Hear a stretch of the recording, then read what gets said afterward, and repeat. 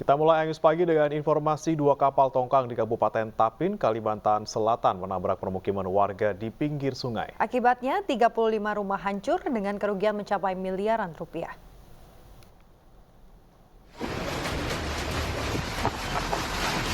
Peristiwa ini terjadi di sungai kawasan Desa Keladan, Kecamatan Candilaras Utara, Kabupaten Tapin, Sabtu sore kemarin.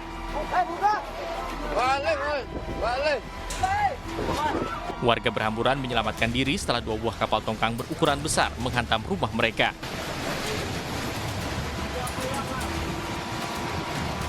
Kejadian bermula ketika dua kapal tongkang ukuran besar sedang sandar, namun cuaca ekstrim membuat tali kapal terlepas dan dua tongkang hanyut. Akibatnya 35 rumah warga yang ada di bantaran Sungai Barito ini rusak parah. Warga yang rumahnya rusak terpaksa harus membuat tenda darurat untuk dijadikan tempat istirahat sementara. Kapolsek Candilaras Utara mengatakan pihaknya akan melakukan mediasi bersama pemilik kapal dan warga guna membantu korban. Ini ada 35 unit rumah yang mengalami rusak berat, ringan, rusak berat, sedang maupun ringan. Kemudian kerugian yang lain adalah perahu sebanyak 11 buah.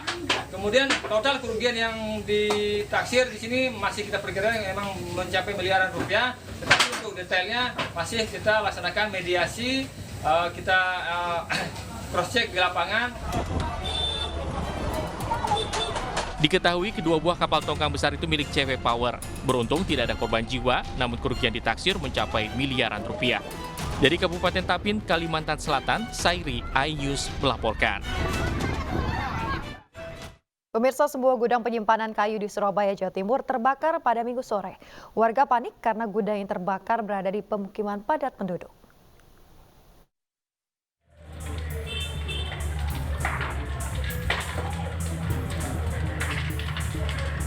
Kebakaran gudang ini terjadi di Jalan Dukuh Kupang Timur, Gang 6, Kecamatan Sawahan, Surabaya, Minggu sore. Warga setempat yang mengetahui api yang sudah membesar sempat panik dan berusaha memadamkan api dengan alat seadanya. Menurut saksi mata, api sudah membesar dan membakar gudang berisi kayu yang mudah terbakar. Beruntung, api tidak menjalar ke permukiman warga yang berada di sekitarnya. Saya ke lokasi membantu pakai semprotan biasa sama warga. Berapa menit kemudian datang BMK langsung disemprot itu, dan kebakaran tidak sampai di luar, merembet. Kelihatannya hanya besar tapi di dalam ruangan saja, dalam area ruangan saja, tidak sampai keluar, tapi sudah besar. Tidak ada korban jiwa dalam peristiwa kebakaran ini. Api dapat dipadamkan setelah 10 unit mobil pemadam kebakaran tiba di lokasi berhasil menjinakkan api, sehingga tidak menjalar ke bangunan lain yang berdekatan dengan pemukiman padat penduduk. Dari Surabaya, Jawa Timur, Hari Tambayong, iNews melaporkan. Ditinggal mudik lebaran, 3 rumah warga di Kelurahan Andonohu, Kota Kendari, Sulawesi Tenggara ludes terbakar. Kebakaran diduga akibat korsleting arus pendek listrik.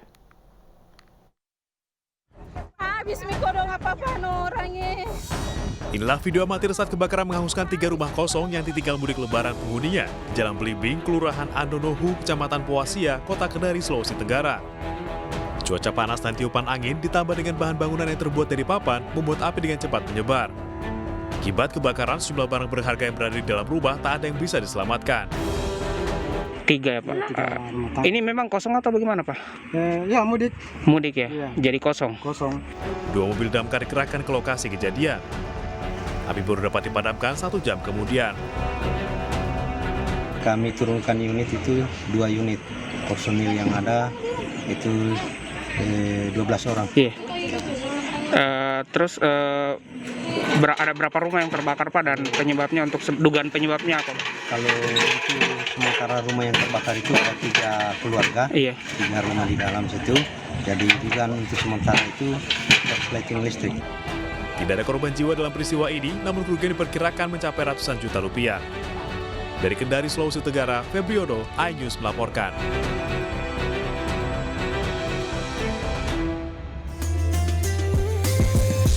Acara ini dipersembahkan oleh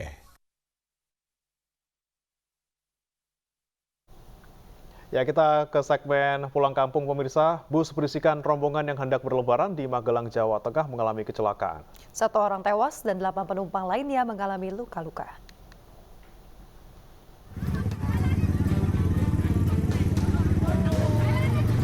Beginilah suasana pasca kejadian kecelakaan yang terekam kamera amatir saat terjadi kecelakaan di Dusun Daleman Kidul, Kecamatan Pakis, Magelang. Para penumpang terduduk di pinggir jalan dan menangis. Kecelakaan bermula saat sebuah bus yang mengangkut rombongan dari Bantul, Yogyakarta hendak ke daerah Candi Mulyo. Setibanya di TKP dengan medan jalan yang menurun tajam dan menikung, seketika rem bus tidak berfungsi. Dari 23 penumpang bus, 1 penumpang meninggal, sedangkan 8 lainnya terluka dan langsung dibawa ke rumah sakit.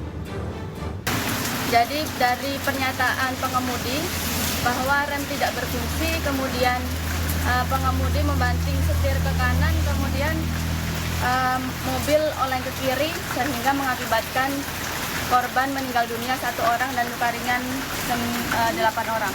Dari atas, kendaraan 2, saya rem, belum remnya, Itu rombongan dari mana, Pak? dari Bantul.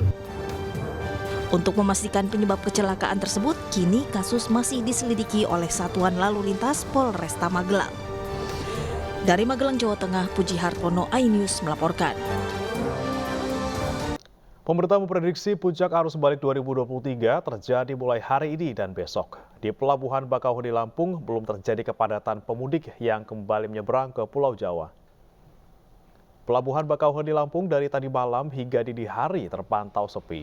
Belum terlihat antrian panjang pemudik yang akan menyeberang dengan kapal feri untuk kembali ke Pulau Jawa.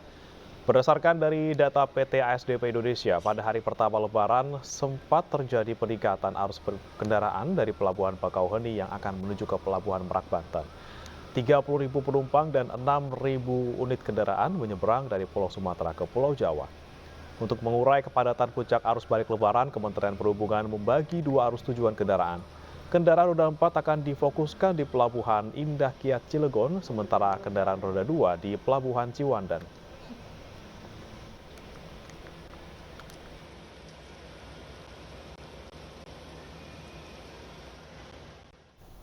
Dan kita akan pantau prediksi pemerintah terkait dengan puncak arus mudik yang mulai terjadi hari ini. Kita sudah tergabung dengan rekan Ahmad Muharlin di Pelabuhan Bakauheni, Lampung. Selamat pagi, Muharlin. Selamat pagi, Muharlin. Ya, apakah sudah terlihat kepadatan lalu lintas di Pelabuhan Bakauheni? Selamat pagi, Bremana dan Yasmin. Ini di hari pertama setelah Hari Raya Idul Fitri, situasi serta kondisi di Pelabuhan Bakauheni, Lampung ini masih terlihat dalam kondisi normal. Dari mana pagi hari ini kendaraan-kendaraan juga masih dalam situasi normal dan belum terlihat adanya antrian serta kepadatan. Meskipun per hari ini adalah hari pertama dimulainya masa angkutan arus balik Lebaran 2023. Berdasarkan dari data PT ASDP Indonesia ini pada hari pertama Lebaran kemarin memang terjadi peningkatan arus kendaraan di Pelabuhan Bakauheni, Lampung ini yang akan menuju ke Pelabuhan Merak, Banten. Tercatat ada sebanyak 30.000 penumpang dan ada 6.000 kendaraan yang menyeberang dari Pulau Sumatera menuju Pulau Jawa. Yang diperkirakan para pengguna jasa ini adalah mereka yang melakukan penyeberangan perjalanan mudik setelah melakukan ibadah sholat Idul Fitri begitu. Untuk itu, guna mengurai kepadatan arus balik nantinya, pada puncak arus balik ini penyeberangan dari Pulau Sumatera yang akan menuju Pulau Jawa akan dibuat peraturan baru, di mana dalam hal ini Kementerian Perhubungan akan membuat aturan baru, yaitu membagi 2 lokasi penurunan kendaraan di Pelabuhan Ciwandan, Banten. Untuk kendaraan roda 4 ini akan difokuskan di Pelabuhan Indah Kiat Cilegon, serta untuk kendaraan roda 2 akan tetap difokuskan di Pelabuhan Ciwandan, Banten. Untuk itu kami menghimbau bagi para pemudik yang akan melakukan penyeberangan ini untuk mempersiapkan tiket maksimal 1 hari sebelum keberangkatan, di mana tiket ini bisa dipesan atau bisa dibeli secara online melalui aplikasi Verizi, mengingat sudah tidak adanya lagi penjualan tiket secara langsung di Pelabuhan Bakauheni, Lampung. Sementara itu, Bremana dan Yasmin, informasi yang bisa kami sampaikan pagi ini, tentunya kami akan terus mengupdate serta memperbarui segala informasi terkait dengan arus balik di Pelabuhan Bakauheni, Lampung. Kembali ke Bre dan Yasmin. Baik Muharlin, untuk di Bakauheni sendiri apakah ada pemisahan kendaraan untuk mobil, motor, ataupun truk? Baik Yasmin, untuk sejauh ini, tepatnya di pagi hari ini, belum terlihat adanya pemeriksaan bagi setiap kendaraan yang akan melakukan penyeberangan. Namun sejak tadi siang memang terjadi kepadatan antrian di salah satunya di bandara, di dermaga eksekutif ini. Namun untuk pemeriksaan kendaraan roda 2 maupun kendaraan roda 4 itu belum terlihat. Oke, Muharlin, berarti yang ada pemisahan ini hanya di penurunan penumpang aja di Cilegon, Banten ya. Berarti kalau di Bakauheni tidak ada ataupun belum ada pemisahan kendaraan. Kemudian kalau untuk puncak arus balik sendiri, Muharlin, kan ada yang bilang bahwa bisa hari ini atau bisa besok. Tapi kalau menurut dari ASDP ataupun pengamatan Anda, kira-kira akan terjadi di kapan? Baik, bagaimana itu untuk puncak prediksi kepadatan arus balik itu terjadi sejak dimulainya hari ini. Kemungkinan untuk kepadatan atau puncak arus balik itu akan diprediksi terjadi di H+3 serta H+5 setelah Hari Raya Lebaran, yang akan difokuskan di 2 pelabuhan di Banten, yaitu Pelabuhan Ciwandan serta Pelabuhan Inti. Begitu, Bre. Baik, terima kasih banyak Muharlin atas informasinya dari Pelabuhan Bakauheni Lampung. Selamat bertugas kembali. Ya, kita ke informasi berikutnya. Pemirsa, arus lalu lintas di gerbang tol Kalikangkung kemarin malam mulai dipadati oleh kendaraan lokal yang menuju Semarang. Ya, sementara arus balik dari Semarang menuju ke Jakarta juga mengalami peningkatan. Volume kendaraan di gerbang tol Kalikangkung arah Jakarta menuju ke Semarang mengalami peningkatan dibandingkan hari kemarin. Ada sekitar 2.500 kendaraan yang melintas setiap jamnya, meningkat 22% dibandingkan hari Lebaran. Arus kendaraan dari Semarang menuju Jakarta juga mengalami peningkatan sebesar 30% dibandingkan hari kemarin dan didominasi kendaraan wilayah Jabodetabek. 11 gardu tol dioperasikan, 4 untuk arus keluar dan 7 lainnya untuk arus masuk gerbang tol. Pemberlakuan one way akan dimulai hari ini. Sementara di Jalan Raya Garut, Bandung, Jawa Barat, kepadatan mulai terjadi akibat meningkatnya volume kendaraan secara signifikan. Jalanan dipadati oleh pemudik lokal yang akan berlibur maupun bersilaturahmi. Arus kendaraan didominasi bus angkutan umum, roda 4 dan juga sepeda motor.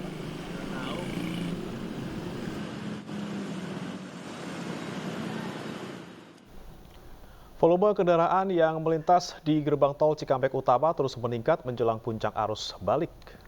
Rekayasa lalu lintas berupa kontraflow diberlakukan secara situasional.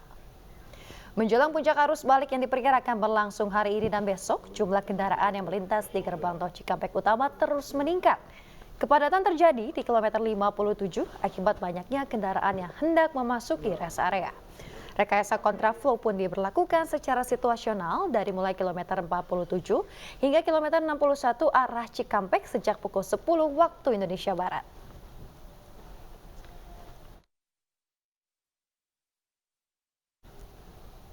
Dan kini kita pantau kondisi terkini di gerbang tol Cikampek Utama Karawang, Jawa Barat. Sudah ada rekan Aya Nufus di sana. Ya, selamat pagi Aya. Aya, apakah pagi ini sudah terlihat kepadatan arus balik di sana? Silakan.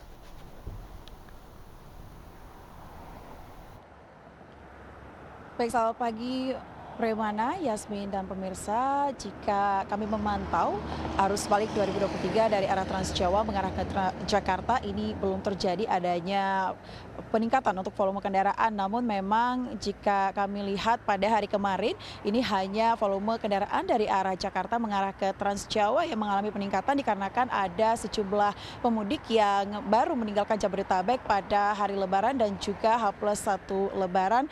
Dan juga kepadatan kendaraan ini dikarenakan adanya warga lokal yakni di kawasan Karawang, Purwakarta melakukan perjalanan dan juga silaturahmi pada hari Lebaran ini di kawasan Jawa Barat saja dengan perjalanan paling jauh ini ke Cirebon. Sementara memang pada kemarin ini sempat terjadi kemacetan di sejumlah titik di ruas tol Jakarta Cikampek yakni di titik 51 hingga ke titik 61, kemudian juga di tol Cipali yakni yakni di kilometer 72 ke kilometer 85. Namun ini dapat terurai dengan cepat dikarenakan adanya kontraflow yang dilakukan secara situasional. Dan pada pagi hari ini untuk situasi arus lalu lintas sendiri dari arah Jakarta mengarah ke Trans Jawa dan juga sebaliknya ini masih terpantau landai, lancar dan tidak terjadi kepadatan di gerbang tol Cikampek Utama di kilometer 70. Di mana untuk arus balik 2023 ini diprediksi akan dimulai pada hari ini hingga tanggal 26 April 2023 yang menjadi periode pertama untuk arus balik, kemudian juga untuk periode kedua ini akan terjadi pada tanggal 27 hingga tanggal 2 Mei 2023. Jika kita merujuk pada buku panduan mudik berkesan 2023 dari Kominfo, begitu ini mengatakan untuk prediksi arus balik sendiri ini diprediksi akan terjadi bahkan setelah tanggal 30 April 2023 nanti. Sementara dari statement yang disampaikan oleh Menteri Perhubungan Budi Karya ini mengatakan bahwa untuk puncak arus balik sendiri ini diprediksi akan terjadi pada hari ini yakni tanggal 24 hingga 25 April 2023 sehingga untuk masyarakat sendiri ini dihimbau untuk menghindari berangkat melakukan arus balik ke arah Jabodetabek pada hari-hari yang diprediksi akan menjadi puncak arus mudik. Dan juga masyarakat yang hendak melakukan mudik pada tanggal 27 hingga 29 April nanti ini akan mendapatkan nilai plus begitu dikarenakan memang akan diterapkannya potongan tarif tol sebesar 20% bagi pengguna Trans Jawa yang akan diterapkan di 2 titik yakni di gerbang tol Cikampek Utama dan juga di gerbang tol Kalihurip Utama mengarah ke Bandung dan juga sebaliknya. Bagaimana Yasmin? Ya, Ayah, untuk rekayasa lalu lintas ini apakah masih diberlakukan di titik yang sama seperti kemarin? Atau kalau misalnya ada perbedaan, ini akan diberlakukan di mana dan di jam berapa kira-kira, Ayah? Baik, untuk skema lalu lintas sendiri pada hari Lebaran dan juga H+1 Lebaran kemarin ini hanya diberlakukan kontraflow saja, mengingat memang sempat terjadi kemacetan di beberapa titik, namun untuk kontraflow sendiri ini tidak berlangsung lama dan hanya diberlakukan pada H+1 Lebaran saja. Dan untuk skema lalu lintas pada arus balik 2023 rencananya ini akan diberlakukan pada siang ini yakni untuk skema lalu lintas one way yang akan diberlakukan dari kilometer 414 gerbang tol Kalikangkung hingga ke kilometer 70 Cikampek dan juga untuk skema lalu lintas kontraflow ini rencananya akan diberlakukan dari kilometer 70 ke kilometer 47 Karawang Barat. Dan juga untuk skema lalu lintas ganjil genap ini diharapkan juga nantinya dapat diterapkan dari kilometer 414 Kalikangkung mengarah ke kilometer 47 Karawang Barat. Namun memang untuk skema lalu lintas ini sendiri bersifat situasional yang mana nantinya akan berdasarkan dengan diskresi kepolisian mengikuti dengan situasi lalu lintas terkini. Dan ada hal penting juga yang dapat kami sampaikan untuk masyarakat yang hendak melakukan arus balik begitu 2023 agar kiranya mempersiapkan terlebih dahulu fisik dan juga kendaraannya dalam keadaan prima dan juga layak jalan dan juga jangan lupa untuk kesiapan bahan bakar dan juga saldo uang elektronik mengingat memang salah satu penyebab terjadinya penumpukan kendaraan di gerbang tol khususnya di gerbang tol Cikatama ini adalah sejumlah kendaraan yang sempat kehabisan saldo uang elektronik sehingga ini yang akhirnya membuat penyendatan di gerbang tol Cikampek Utama ini. Bre. Ya, berdasarkan pemantauan Anda sejauh ini di gerbang tol Cikampek Utama, kiranya kapan masyarakat ini baiknya untuk melakukan arus balik? Apakah pada pagi hari, siang hari, atau malam hari guna menghindari kepadatan kendaraan? Baik, jika kita berkaca dari arus mudik 2023 lalu yang mana didominasi para pemudik ini melakukan perjalanan pada malam hingga dini hari yang menyebabkan terjadinya kemacetan yang cukup panjang hingga mencapai radius 10 km. Nah, kemarin pada kunjungannya ke gerbang tol Cikampek Utama, Menhub dan juga Kapolri Jenderal Listio Sigit Prabowo ini mengatakan hendaknya para pemudik ini menghindari melakukan perjalanan pada puncak arus balik pada malam dan juga dini hari dan melakukan perjalanan pada pagi dan juga siang hari untuk menghindari terjadinya kemacetan dan juga antrian panjang kendaraan di ruas tol Trans Jawa. Yasmin. Ya baik, terima kasih banyak Ayah Nufus melaporkan langsung dari Cikampek Utama. Selamat bertugas kembali. Ya, kita ke informasi selanjutnya. Pemirsa, arus balik pemudik menuju Jakarta terpantau mulai ramai pada Minggu malam. Seperti yang terpantau di Simpang Bypass Pemuda, Kota Cirebon, Jawa Barat. Iring-iringan kendaraan arus balik dari Pulau Jawa mulai ramai. Alasan pemudik kembali ke Jakarta karena sudah banyak yang mulai bekerja pekan ini. Diperkirakan arus balik di ruas jalur Pantura Kota Cirebon akan terus terjadi hingga Selasa 26 April 2023 lusa.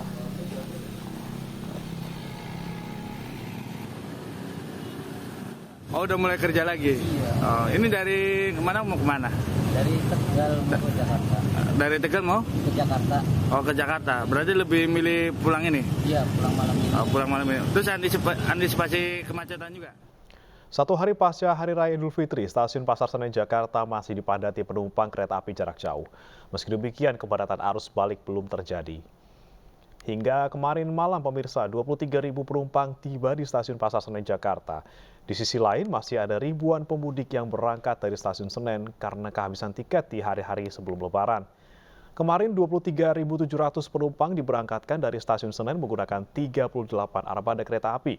Sementara puncak arus balik diperkirakan terjadi pada 25 sampai 27 April 2023.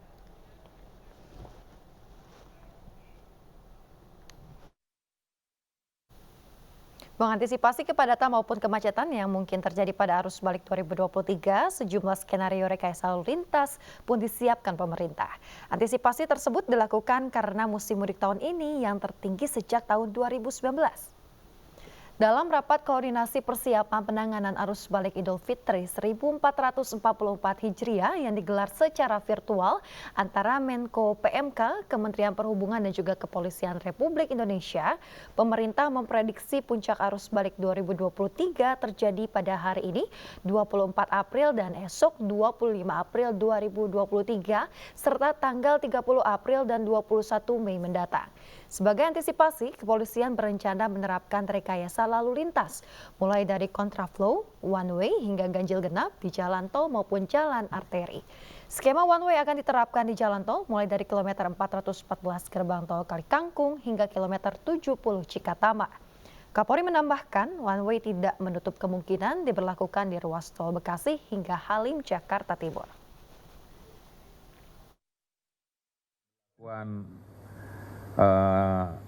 Langkah-langkah rekayasa mulai dari one way, kontraflow, dan juga kemungkinan ganjil genap ini akan diberlakukan agar beban jalan pada puncak arus balik ini bisa kita urai dan kita distribusikan karena memang beban di tanggal 24 dan tanggal 25 di puncak arus balik tersebut memang harus diurai karena apabila tidak akan terjadi kondisi. Guna memecah puncak arus balik 2023, pemerintah meminta pemudik menghindari puncak arus balik tanggal 24 dan juga 25 April. Salah satunya dengan memberikan diskon tarif tol sebesar 20% mulai tanggal 27 hingga tanggal 29 April, mulai gerbang tol Kalikangkung Semarang hingga Jakarta. Dan berikut pernyataan Menteri Koordinator PMK Muhadjir Effendi di Jakarta kemarin.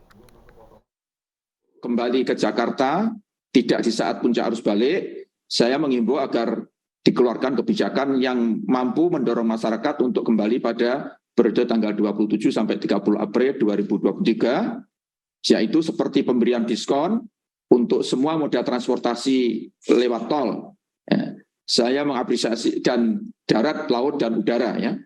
Saya mengapresiasi inisiatif yang telah dilakukan oleh Jasa Marga dalam memberikan dan seluruh operator jalan tol telah memberikan diskon 20%. Pemirsa, posko mudik yang ada di salah satu titik di Kota Jember menarik perhatian para pemudik yang melintas di jalur selatan Jember. Selain memiliki fasilitas lengkap, posko ini bahkan memiliki Museum Jember Fashion Carnival.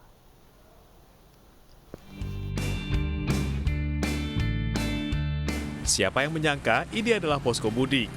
Pintu masuknya saja sudah menarik perhatian dengan ornamen yang mencolok. Ini adalah posko mudik dan balik yang ada di Jalan PB Sudirman di barat alun-alun Kota Jember, Jawa Timur. Posko ini mengambil tema Jember Fashion Carnival alias JFC. Tak heran, posko ini memiliki ruang museum JFC. Di dalamnya ada patung-patung yang menampilkan busana-busana khas JFC yang indah dan megah. Selain itu, fasilitas di posko ini juga lengkap, mulai dari ruang istirahat, makanan ringan dan minuman, hingga sarana karaoke. Penasaran saya begitu, karena ini apa nih kok bagus banget tempatnya. Terus begitu saya tanya sama beberapa orang, ternyata ini fasilitasnya bisa untuk umum, jadi langsung aja saya mampir ke sini gitu. Sekalian istirahat? Sekalian istirahat juga, dan kebetulan karena di sini juga disediakan ruang istirahat kan, jadi sekalian aja istirahat sampai lihat-lihat. Sengaja dalam rangka yang pertama kita mengamankan kegiatan masyarakat yang ada di wilayah Jember ini, kemudian yang kedua kita juga ingin mengangkat terkait dengan gelaran GFC yang nanti akan dilaksanakan pada bulan Agustus. Ini menjadi salah satu ajang promosi juga, karena ini menjadi salah satu gelaran yang cukup menarik banyak minat dari masyarakat, baik dari Jember sendiri maupun secara nasional maupun internasional.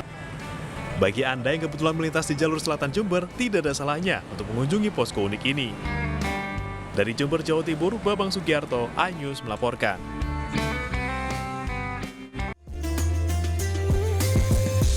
Acara ini dipersembahkan oleh